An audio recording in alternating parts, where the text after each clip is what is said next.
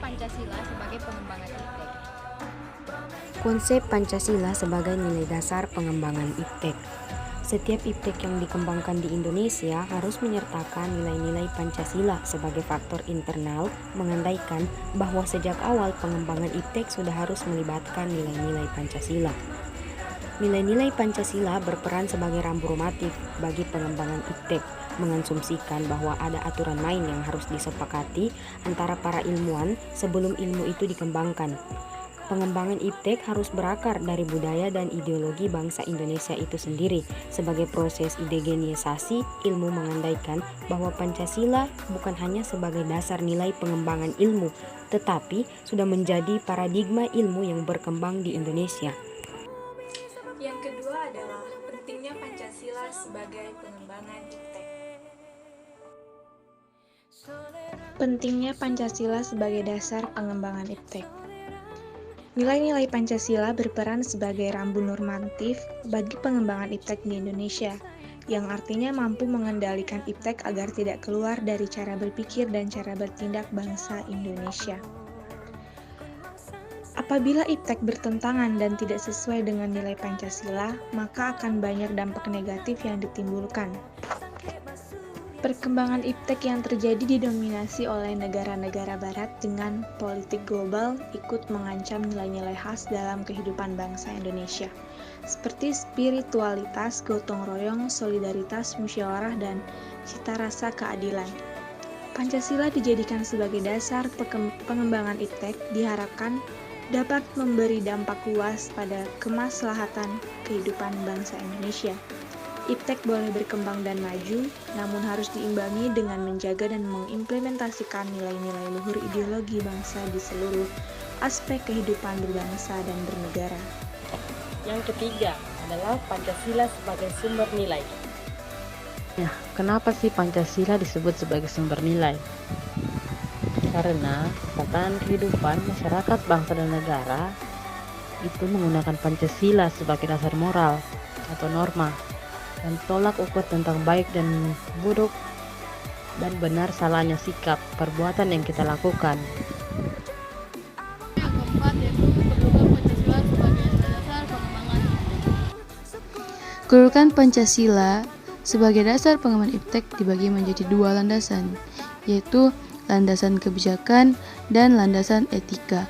Yang pertama, landasan kebijakan mencakup 5 hal. Yang pertama, bahwa pengembangan IPTEK harus menghormati keyakinan religius masyarakat.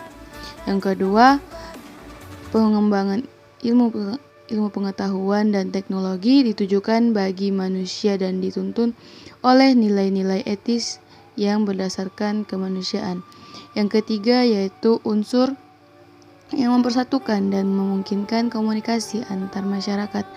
Yang keempat yaitu prinsip demokrasi. Dan yang kelima itu kesenjangan dalam penguasaan IPTEK harus dipersempit terus-menerus sehingga semakin merata. Sebagai konsekuensi adanya prinsip keadilan sosial. Yang kedua, Pancasila sebagai landasan etika pengembangan IPTEK. Yang pertama itu pengembangan IPTEK terlebih yang menyangkut manusia haruslah selalu menghormati martabat manusia. Yang kedua, pengembangan IPTEK harus meningkatkan kualitas hidup manusia, baik sekarang maupun di masa yang akan datang. Yang ketiga itu, pengembangan IPTEK hendaknya membantu pemekaran komunitas manusia, baik lokal, nasional, maupun internasional.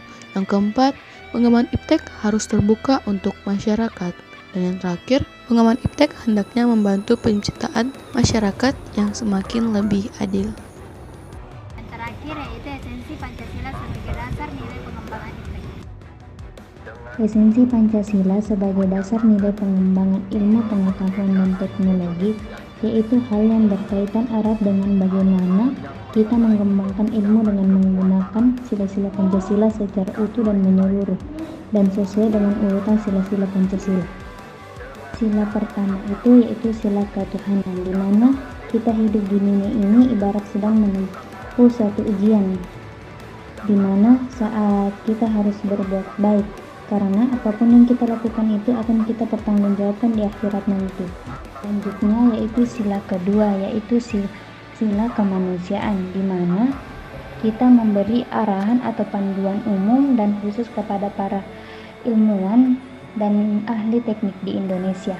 Sila ketiga yaitu sila persatuan, di mana setiap iptek yang berkembang di Indonesia itu harus selalu menjunjung tinggi persatuan. Sila keempat yaitu sila kerakyatan, di mana nilai kerakyatan ini dekat dengan asal kedaulatan, di mana dari rakyat, oleh rakyat, untuk rakyat. Jadi setiap iptek yang berkembang di Indonesia itu diperuntukkan dari rakyat, oleh rakyat, dan untuk rakyat itu sendiri. Terakhir sila kelima yaitu sila keadilan, di mana ketika kita mengembangkan iptek maka harus ada keadilan.